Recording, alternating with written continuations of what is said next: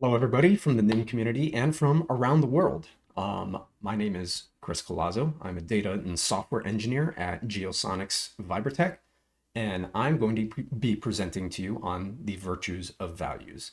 If that title sounds familiar to some of you, yes, you are correct. So let's get started.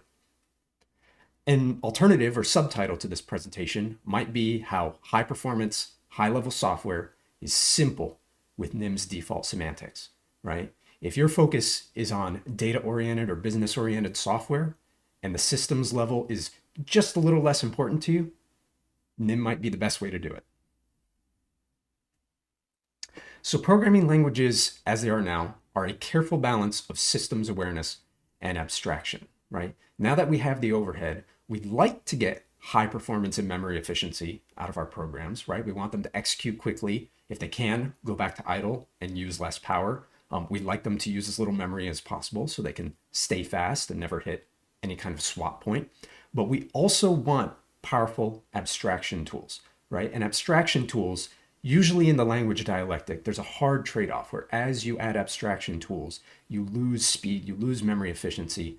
Now, those abstraction tools let you guarantee memory safety, but again, it's usually a hard trade-off, right? If you want higher order functions, if you want lots of tools to express computations, you're usually trading something off. Now, from the system side of programming languages, the most enduring problem in all of its history has been memory safety, right? And historically, your systems level languages involve manual allocation. And so there's all these structures, all these tools, all these library calls and system calls for manual allocation, and they are fraught with peril.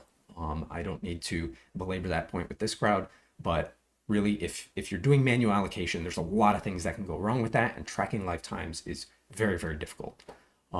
As well, you introduce differences between values and references, right? And the semantic differences between those are often vague and perennial foot guns. You need to read the manual, you need to understand your language, how it behaves, and it's a significant investment in time to learn these differences.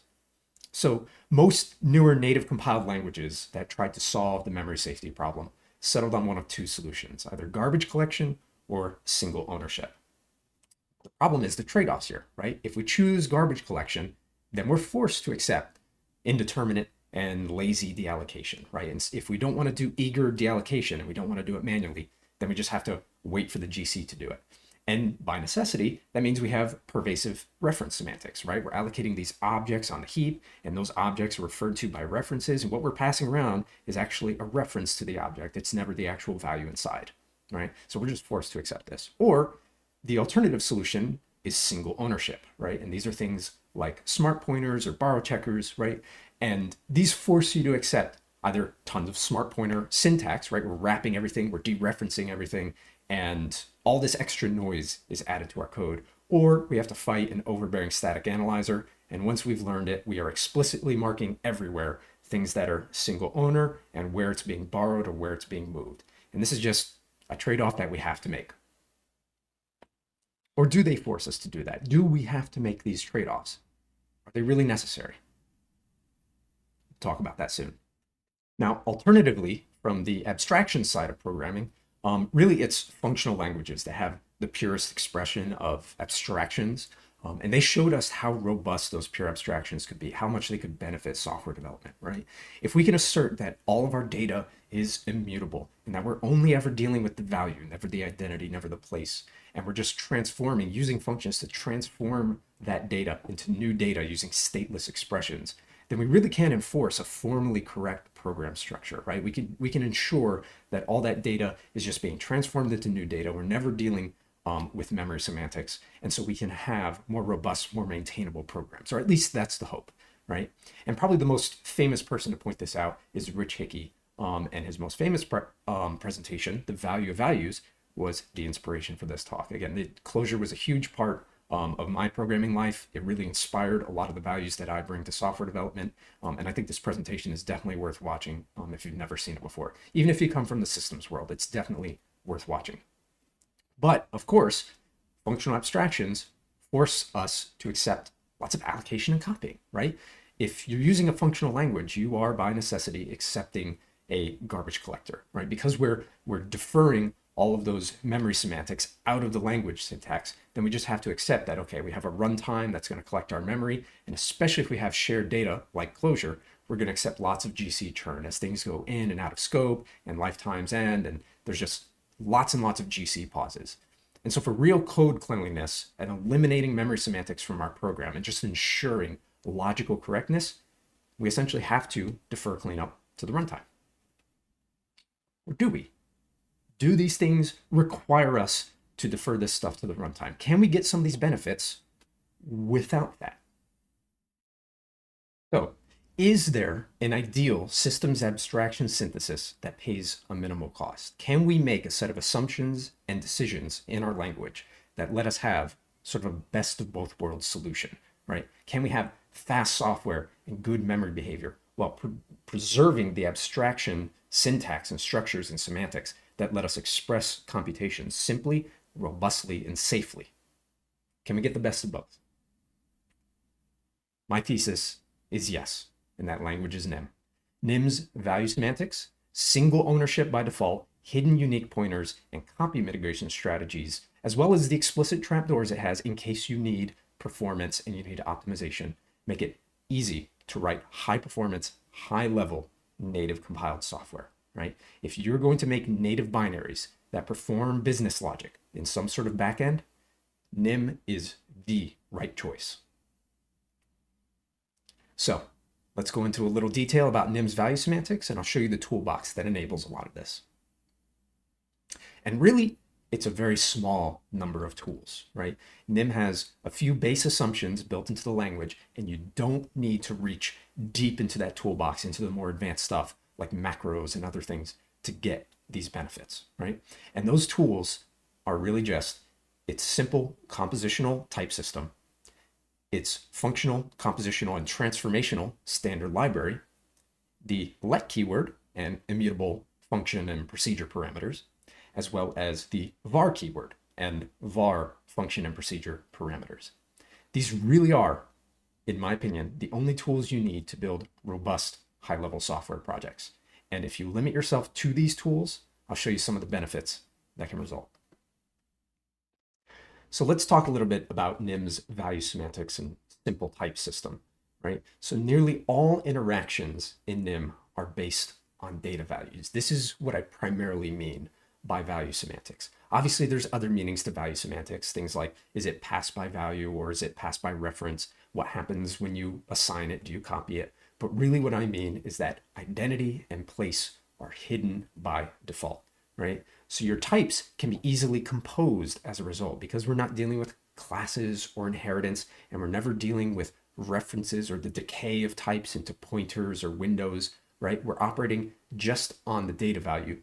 We can do so much more, especially with the standard library, right? The standard library is built to operate primarily on data values, not identity or place. There are some systems level modules that do deal with those things, but by default, most of the standard library is built to take values and return values. And this is even for complex and composite types, right? If we compose types of other types, if we have collections, if we have all sorts of different data types, those larger types are still just treated as values. So what this enables in NIM uniquely for a systems level language is a very functional like program structure. And I'll get into more detail on that later. Now, this is even the case for dynamic heap data. And this is very important to the way NIM behaves. Dynamically allocated types are wrapped in hidden unique pointers. So sequence and string, those are going to be your primary hidden unique pointer types. That data is allocated on the heap, right? And then it is referenced by a pointer on the stack. So you're necessarily taking a run of memory on the heap, pointing to it from the stack, and then the lifetime of that piece of data is governed by the stack frame. So we have single ownership of that data that is on the heap. And then the compiler can statically determine whether something can be passed by value or passed by reference, avoiding copies, right? If we mark it as immutable, then by necessity, if it's not going to change, if we can't reach in and modify that value, the compiler can know, okay, we can pass this by reference, avoid the copy. Still, even at that level, we're operating only on the data's value, right? We're never dealing with the sequence or the strings pointer. We're never dealing with that null end character. We're only dealing with the data value. Logically, we're operating on what's inside. Now, the other major tool that ARAC and the NIM community have gone out of their way to build is very functional standard library. So much like a functional programming language, most of your standard library functions take immutable data inputs and produce new data values. There's a handful of procedures and functions here and there that mutate variable inputs in place, but they're much rarer. Now, the trade-off here is that we are going to be allocating to get those return values. That is one of the things you have to be aware of when you're programming using NIMS tools like this. But the benefit is, of course, simpler program logic, right? If we can guarantee that inputs are not being mutated over time, then we can guarantee that we're doing a stateless transformation. And thus we can end up pipelining or chaining these transformations. And using NIM's universal function call syntax, that makes this very easy to do. We can express long chains of complex computations very simply. So what this enables is very expression and data-oriented programming, which is very rare for a systems language, right? Typically, the case that we're dealing with in NIM is referential transparency, where we can take any function call and just replace it by the value it returns. It's a very functional style, right? So our first major syntax tool is the let keyword. And just to give you a rundown of what the let keyword does, we can explain why it's beneficial. Let declares an immutable value, right? And that immutable value is declared in the stack frame, and it's single owner. It is owned by that stack frame, right? Dynamic heap types like sequence and string declared with heap are managed by hidden unique pointers, right? So the data inside, when declared with let, cannot be modified. This is an immutable value. You're dealing with a value inside, but you're never changing it. And so when we assign or pass a let value, the compiler can check, is the origin not used again? Okay, we can pass it by hidden reference, right? And then you can deal with that value without copying. Otherwise, we do need to copy. So this is sort of a mix of const and unique pointer in one keyword, right? We're getting those behaviors by default out of this one keyword, right? And if we declare object types using let, all members are immutable, and that's recursive. All the way down your object type and all the way down its compositional hierarchy, everything is immutable. It can't be changed. In addition, we have immutable parameters to our procedures and functions, right? So if we have a parameter like inval here of in type, if our parameter is declared in just that way, then it is immutable by default, right? And so if it is less than 24 bytes, it's copied. It's cheaper to just copy that value into the new stack context. Otherwise, it's passed by immutable reference. Again, if we have the let keyword, we have an immutable value, and we pass it, we know it's not going to change, then we can just copy the reference over, right? And so the procedure or the function that is taking that immutable value doesn't have to take ownership. The original context can still keep the value. So this is essentially a little bit of a borrow, right? Now, if it's ever passed a mutable var, this is the one trick that you have to be aware of. The function or procedure receives an immutable reference, right? It can't modify the data because in this context, it's immutable. It's as if it were declared with let, but other contexts can still modify it. So if you ever have any out of order execution, that is something you need to be aware of. So then we have the var keyword, and this is the way that we declare mutable values, but it shares a lot of properties with let. So for example, single ownership, right? Whatever is declared in the stack frame, and it is owned by that stack frame, including dynamic heap types, because again, they're wrapped in a hidden unique pointer, and that hidden unique pointer is owned by the stack frame, with the difference here being that the data values can be modified. So you can change the sequence's elements, you can change the string's elements, you can modify the length and capacity. Right? Now, vars are copy on assignment. So if you were to assign a var to something else, another var, another let, it's going to be copied. And if you declare an object type using var, all members are mutable. So your entire hierarchy of your compositional type is mutable. Everything can be changed.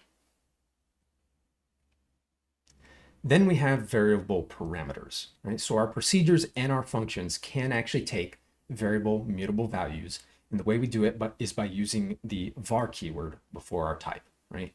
And so these inputs are values that are passed by a hidden reference. So they're still owned by their origin and they can't outlive the origin, but we get that hidden reference and we're able to modify it. So the origin can actually see the changes that we're making. So this is stateful, it is mutable, but it's never taking ownership. The original context still owns the value. It cannot outlive the origin. So this is a lot like a mutable borrow in Rust or decaying a unique pointer in C++ to modify what's inside so that higher up the stack you can see those changes, right? And if you ever pass a var parameter in a mutable let, right, something that was declared with the let keyword, that is immutable. It cannot be changed, so you get a compile error. The compiler will refuse to compile this. And so my assertion is that using these simple tools, and only these simple tools, your basic let and var keyword, immutable and mutable parameters, the standard library, and the basic value semantics of Nim, you can build native compiled programs that are composed entirely of business logic. No memory semantics to be seen. And as a result, you get programs that are as simple to read as a scripting language or a functional language. Obviously, we have static types, but they're very, very simple, right? We're never dealing with extra syntax noise, extra cruft. It is just our business logic. Additionally, we get programs that are as cleanly structured as a functional language, right? If we're enforcing immutable data, if we're enforcing single ownership, then our program structure is very clean and we only have local mutations where appropriate, right? If we pass a var, we know that that's still single ownership and we're only passing it as a borrow. And so we get programs that are as fast as the equivalent would be in C++ or Rust, but without as much effort, nearly as much effort. We essentially can write simple programs that are relatively obvious and we get that performance, we get that memory safety and that clean memory behavior. And so without Nim's value semantics, this is sort of the old style of how you would build a program, right? You'd have all these objects sitting in memory and there'd be references being passed up and down the call stack. And so you'd have references all over the place. And a lot of these objects would be dealing statefully with the world. We might be reading files, going to the network, calling some sort of API, going to a database. And all of these objects would hold references and time would be a factor. You would have before and after notions, and you'd have to deal with the fact that, okay, whenever I call something from an object, things will change. I'm going to get a different result, and debugging becomes a nightmare in this scenario. And I have maintained, read, and dealt with code bases exactly like this that were programmed 20 years before my time, but dealt with lots of singletons and global objects, global structs, global references. It's a mess. Whereas if we simply follow the rules of Nim's value semantics, which again are very functional, you end up with a very functional like program structure. You end up with a simple stateless call tree for the most part by default, right? Again, we can have those var keywords, but most of your program looks exactly like this, where main calls down to other functions and those functions return values back up. And maybe at the bottom of the tree, you're reaching into the world and getting some state. You're reading from a file, you're reading from an API, you're reading from a database, but then that stuff is passed right back up. And this is very unique again for a systems language. And so as a result, we get all these abstraction benefits out of NIM semantics. We no longer need to worry about an entire class of memory semantics and reference semantics without needing any annotations or extra baggage, any switches to be flipped. By default, the compiler helps us enforce a very simple, very clean program structures. We know that the lifetime of everything is scoped and safe, single owner, and we can compose types to our heart's content and focus on the data within rather than the memory structure, right? We know that our types are not composed of things that are going to decay into something else or that are going to hold references that are going to have different lifetimes to them. And we can rest assured that the performance and memory behavior will be more than good enough. Again, if you're willing to accept that the standard library takes values in and produces new values, which is going to do allocations, as long as you can accept that, you're going to get very good performance out of the rest of your code. And then, if necessary, we do have trapdoors available. So what are some of these trapdoors that we have available to get systems level semantics? We have things like the ref keyword. This enables reference semantics and reference counting. And so we can get that identity, that place. We're allocating a thing in memory and we're passing around a pointer to it. Additionally, this is a managed reference, right? So the RC is going to clean this up at runtime when there are no more references available. But if we want to go even further down, we we also have the pointer keyword, and this enables access to raw pointers and manual allocation at the C level. So because nim by default compiles to C, we're essentially mapping directly to C level semantics. So these are unchecked references. These are raw pointers, and the tools that we're using are unchecked array, which maps directly to C arrays, alloc0, which maps directly to malloc, and dalloc, which maps pretty directly to free. And so out of this, we get trivial C interrupt. We can actually map to C libraries extremely easy, pull them in, call them, and it's almost trivial to link to them.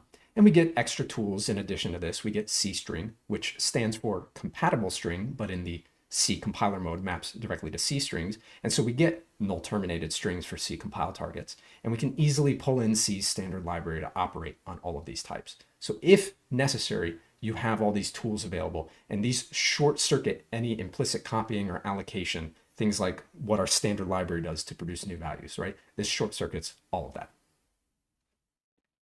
So let me tie some of this together and tell you a bit about how I use NIM's default and value semantics for vibration analysis. So at Geosonics Vibratech, we do seismograph analysis for construction and blasting. So we analyze vibrations to make sure that construction and blasting companies are under certain limits for legal defense. And the best way I found to construct this was as a one-shot stateless executable, right? This is a vibration engine that's going to do analysis on the vibrations. So all we need is our binary record files as input, process them, turn them into JSON data or HTML reporting at the output, right? So it's just one shot in, out. And leaning on NIM's defaults of immutability and referential transparency, I was able to get that very clean, functional, like call structure, right? So this is a very clean program, very well structured. Stuff is passed down, and then results are passed back up. Additionally, there's no memory semantics anywhere in the program. I don't use ref, I don't use pointer, and there's only 4 edge cases in one module where I had to do manual deep copies on some tiny strings. Really, that is the only case anywhere where we get close to using actual manual memory semantics. And so as a result, the entire program is composed basically of just vibration calculations or transforming data to prepare it for vibration calculations. It's really incredible. It's almost all business logic. Now, it does assume single threading. So the program is designed to run on a single thread. I don't use async, I don't use parallelism, I don't use concurrency really anywhere. Where we get parallelism is from parallel invocations at the command line. So when our server scripts call it, if we have lots of record files that we want to process in parallel, we can do that pretty easily there. Additionally, internally, I use lots of Datamancer data frames to do the analysis. And data frame is a very complex type with complex internals. It's very macro heavy and it's dynamic, right? We have to check our types in our data at runtime. But even with those complex internals, by default, data frames are still just immutable values. And thankfully, Datamancer's API is constructed as a stateless API. We put data frames in, we get new data frames out. It's a very functional style API. Additionally, one thing that we do throughout this analysis engine is we use assert to run our failure states. So not really a lot of exceptions, just asserts. We return errors as soon as possible through these assertions. It works for our use case. And so I was able to build this analysis engine really in record time. And it's become very easy to maintain, very easy to add features because of that simple structure and because it's all just business logic. Much better than the previous analysis engine, which was a global state and global reference, absolute nightmare. Now, here we have an example of a fully chained data flow extracted from the program. Now, I know this might be slightly intimidating, especially without the colors to differentiate it, but don't worry, this is a very functional style chain of data transformation calls, very, very stateless, just values being returned and then being submitted to the next function. So if you look at this, really this is split between many different contexts in the call stack. What I've done is I've taken a lot of these immutable transformations and just jam them together. So there will be many different contexts that a lot of these intermediate results are being used in and other calculations they're used for. But for this particular end result, right, at the very, very end, I took the whole chain from beginning, reading our files, all the way to the end and just crammed it together in one long chain of calls. And this is kind of an example of just how pure and simple and sort of direct this functional style call structure can be. The fact that I can even do this in them is really quite incredible, right? So we're reading our archive in, sorting them by event time, mapping them, getting our internal record format out, filtering them by sample count, doing calculations, right? We get our scaled samples, then we turn them into sound data frames, et cetera, et cetera. We're doing a sound calculation here from beginning to end, and it's really clear to see where that's happening. Probably the most complex part, the part that's hardest to understand, is these assigned stack parts. And in Datamancer, assigned stack is basically stacking data frames, right? If they have equivalent columns, instead of concatenating them horizontally, we're stacking them vertically, assuming that, again, our data points are arranged in time, which is what we do. And that does do a lot of copying. Again, you're allocating a huge chunk of memory for a new data frame, and then you're copying the contents of each of the input data frames to get that. But it is necessary for these calculations, and ultimately, this is the simplest way to express the logic, the business logic that we're trying to do. We could optimize the heck out of this. We could, really turn these stack calculations into really optimized, just, iterate over all of these data frames and do the calculation piecemeal.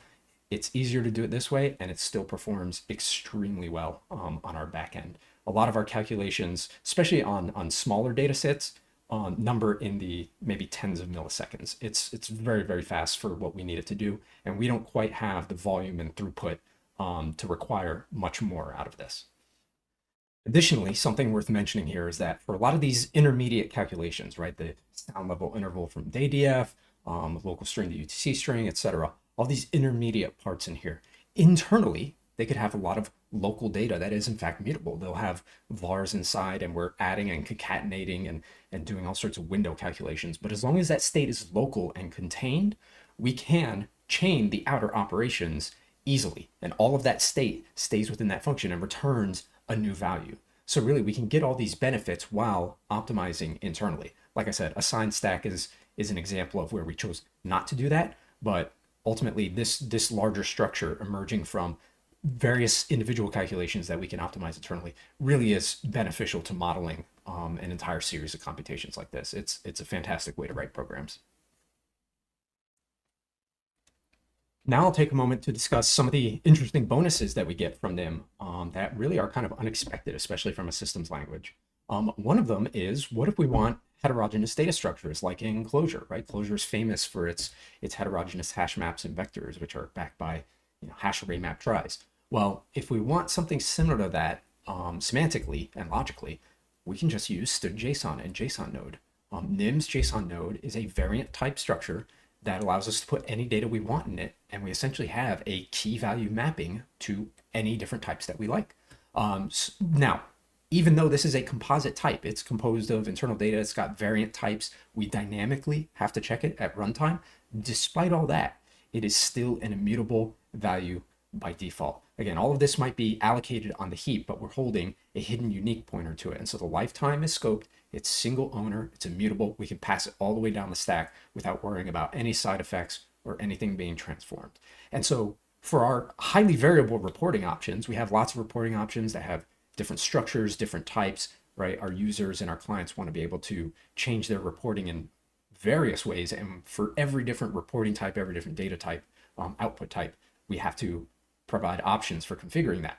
We can do that with our JSON node. And so that JSON node structure, because it's just an immutable piece of data that we can pass down the stack, we can query it at any point in any of these computations and report generations, and it'll work just fine. Again, we don't have to worry about any global state, any of that sort of thing.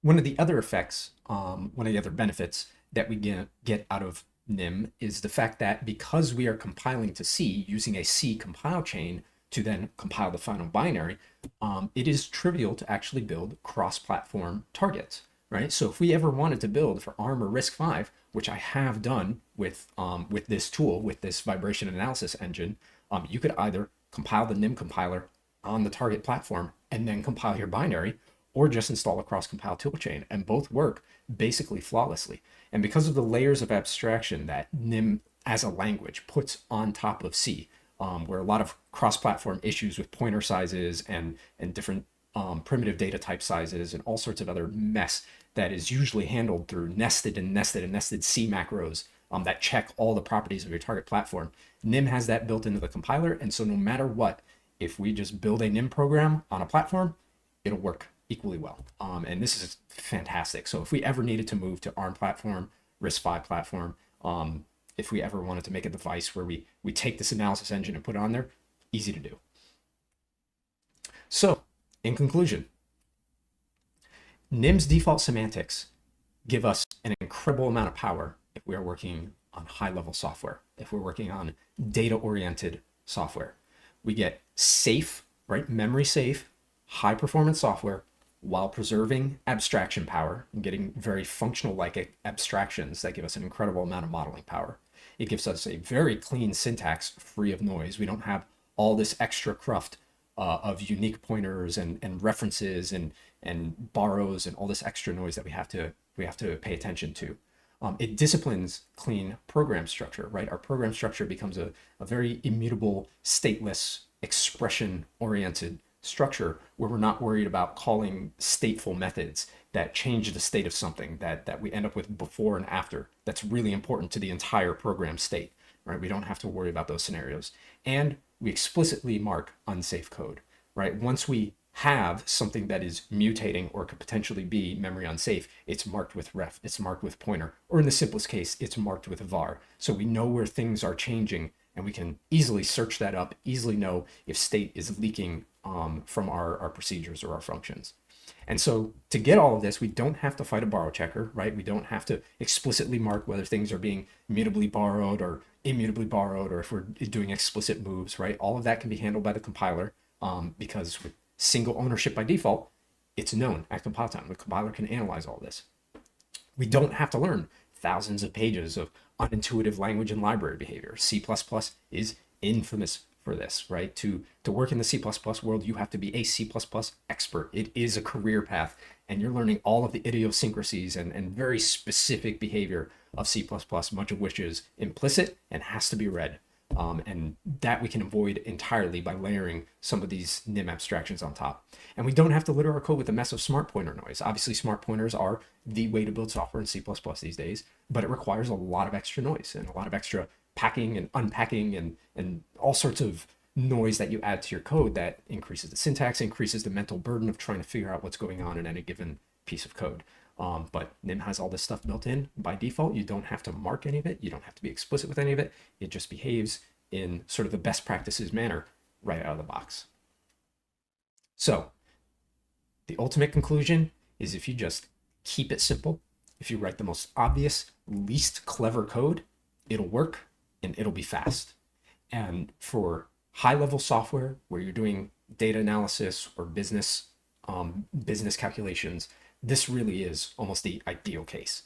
If you want something that is a native binary that is going to compile and be as fast as other native languages, as your Go's, your C's, your Rust's, but it's very simple to write, you don't have to fight the compiler, you don't have to do all this extra work, NIM gets it right. It makes the right choices, the right defaults, the right assumptions, and it's fantastic to work with. I'd like to give my thanks to the other users, major users on the NIM Discord, such as pmunch, Mratsim, Arn the Duck, and Zev for their input. I asked them for a little bit of help on this presentation. I appreciate each of the contributions that they made, and it did result in a big overhaul to it. But if you'd like to contact me, if you guys have any questions about how to use NIM in production or how to simplify implementations, I can definitely give advice on that sort of thing. You can find me as Nerve in the NIM Discord and in the forums, or at my GitHub, Nerve Center, and my email, nervecenter7@gmail.com. So I really appreciate the time, and I appreciate you listening to me, and everybody have a great day.